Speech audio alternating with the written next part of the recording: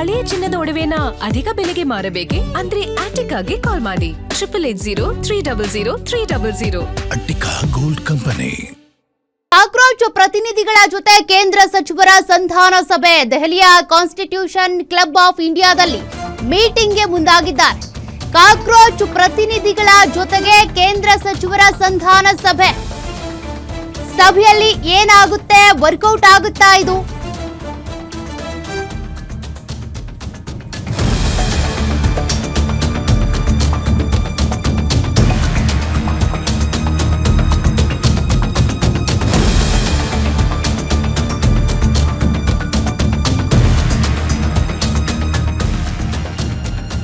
ಸಚಿವರಾದ ಜೆಪಿ ನಡ್ಡಾ, ಜಿತೇಂದ್ರ ಸಿಂಗ್ ನೇತೃತ್ವದಲ್ಲಿ ಸಭೆ. ಬಿಜೆಪಿ ರಾಷ್ಟ್ರೀಯ ವಕ್ತಾರ ಸೌರವ್ ದಾಸ್ ಜೊತೆಗೆ ಮಾತುಕತೆ.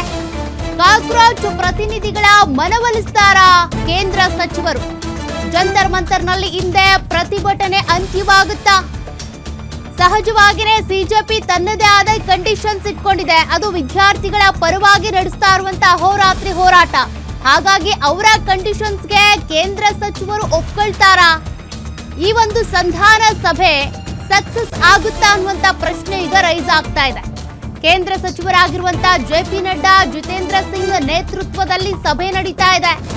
ಜಂತರ್ ಮಂತರ್ನಲ್ಲಿ ನಡೀತಾ ಇರುವಂತ ಈ ಸಭೆ ವರ್ಕೌಟ್ ಆಗಿದ್ದೇ ಆದ್ರೆ ಇವತ್ತೇ ಹೋರಾಟ ಬಂದ್ ಆಗುತ್ತಾ, ಎಲ್ಲವೂ ಸರಿ ಹೋಗುತ್ತಾ ಅನ್ನುವಂತ ಪ್ರಶ್ನೆ ಇದೆ.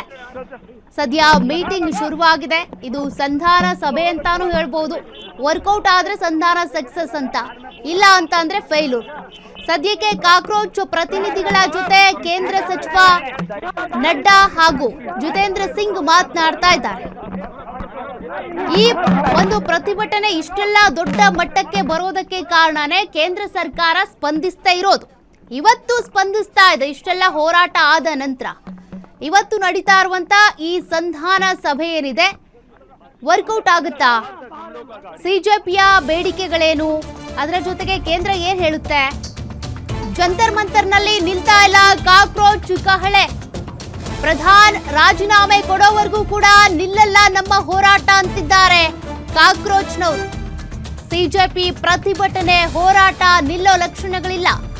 When asked if he would call off the protest if Sonam Wangchuk asked him to. Cockroach Janata Party founder Abhijit ದೀಪ್ಗೆ ಈ ರೀತಿಯಾಗಿ ಹೇಳಿರೋದು.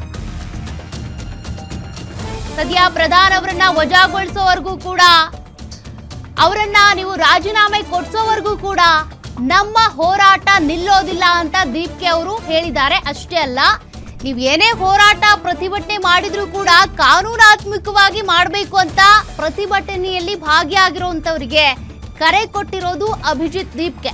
ಅಂದ್ರೆ ಕಾನೂನಿಗೆ ವಿರುದ್ಧವಾಗಿ ಏನು ಮಾಡಬಾರ್ದು ಅಂತೇಳಿ. ಇನ್ನು ವಾಂಗ್ಚುಕ್ ಅವರು ನಮ್ಮ ಹೋರಾಟಕ್ಕೆ ಬೆಂಬಲ ಕೊಟ್ಟಿದ್ರು, ಅವರಿಗೆ ಆಸ್ಪತ್ರೆ ಪಾಲಾಗಿದ್ದಾರೆ, ಸತ್ಯಾಗ್ರಹ ಬಿಟ್ಟಿದ್ದಾರೆ. ಅದ್ರ ಬಗ್ಗೆನೂ ಕೂಡ ಮಾತನಾಡಿದ್ದಾರೆ ದೀಪ್ಗೆ. नहीं, आंदोलन जारी रहेगा सर, क्योंकि देखो अब ये ना देश के युवाओं का प्रोटेस्ट बन चुका है. किसी एक व्यक्ति का ये नहीं बनाया ना. अब ये सीजेपी का बस मुद्दा है, ना सोनम सर का बस मुद्दा है. ये देश के युवाओं की आवाज है, तभी पूरे देश में प्रदर्शन हो रहे हैं. तो देश के युवाओं की जो आवाज है वही सीजेपी की आवाज रहेगी. नहीं, आंदोलन जारी रहेगा सर, क्योंकि हमारा, जैसे कि मैंने कहा, हमारा आंदोलन ये पूरे देश भर के युवाओं का आंदोलन है, अपोजिशन पार्टियों का आंदोलन नहीं है. और इस आंदोलन को देश के युवा आगे बढ़ाएंगे और यह आंदोलन कहीं से भी कमजोर नहीं पड़ेगा.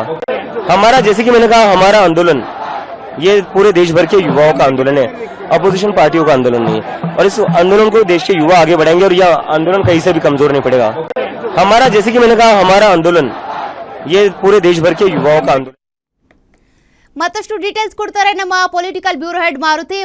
ನಾವು ಇಲ್ಲಿವರೆಗೂ ಗಮನಿಸ್ತಾ ಇದ್ವಿ, ಯಾವ ಕಾಂಗ್ರೆಸ್ ಆಗ್ಲಿ ಅಥವಾ ಇಲ್ಲಿವರೆಗೂ ಬೃಹತ್ ಆಗಿ ಬೆಳೆದಿರುವಂತ ಪಾರ್ಟಿ ಆಗ್ಲಿ ಮಾಡೋದಕ್ಕಾಗದೇ ಇರುವಂತ ಕೆಲಸವನ್ನ ಸಿಜೆಪಿ ಮಾಡಿದೆ. ಒಂದು ಒಗ್ಗೂಡುವಿಕೆಯನ್ನ ನಾವಿಲ್ಲಿ ನೋಡಬಹುದು.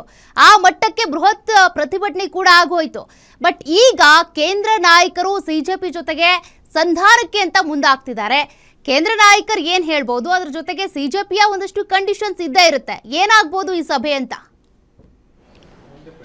ಇಲ್ಲ, ದೇಶದಲ್ಲಿ ಸಿಜೆಪಿ ಅಂತಹ ಪ್ರತಿಭಟನೆಗಳು ಇವತ್ತೇನು ಹೊಸದಾಗಿ ನಡೀತಾ ಇಲ್ಲ, ಇದೇನು ಮೊದಲೇನೂ ಕೂಡ ಅಲ್ಲ. ಹಿಂದೆ 2011ರಲ್ಲಿ ಅವತ್ತು UPA ಸರ್ಕಾರ ಇದ್ದಾಗಲೂ ಕೂಡ ಬ್ರಹ್ಮಾಂಡ ಭ್ರಷ್ಟಾಚಾರದ ವಿರುದ್ಧ UPA ವಿರುದ್ಧ ಕೇಳಿಬಂದಂತಹ ಸಾಲು ಆರೋಪಗಳ ವಿರುದ್ಧ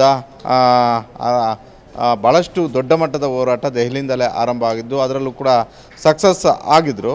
ಅಂಥದ್ದೇ ಒಂದು ಹೋರಾಟ ಈಗ ದೆಹಲಿಯಲ್ಲಿ ಮತ್ತೆ ಜಂತರ್ ಮಂತರಲ್ಲಿ ಯುವಕರು ಶುರು ಮಾಡಿದ್ದಾರೆ. ಅದರಲ್ಲೂ CJP ಅಂತ ಘೋಷಣೆ ಮಾಡಿಕೊಂಡು ಇದಕ್ಕೆ ಕಾರಣ ಆಗಿದ್ದು ಯಾವುದೇ ರಾಜಕೀಯ ಪಕ್ಷ ಅಲ್ಲ, ರಾಜಕೀಯ ಪಕ್ಷಗಳು ಕೊಟ್ಟಂಥ ಹೇಳಿಕೆ ಅಲ್ಲ, ರಾಜಕೀಯ ಪಕ್ಷಗಳು ನಡೆದಂಥ ನಡವಳಿಕೆ ಅಲ್ಲ.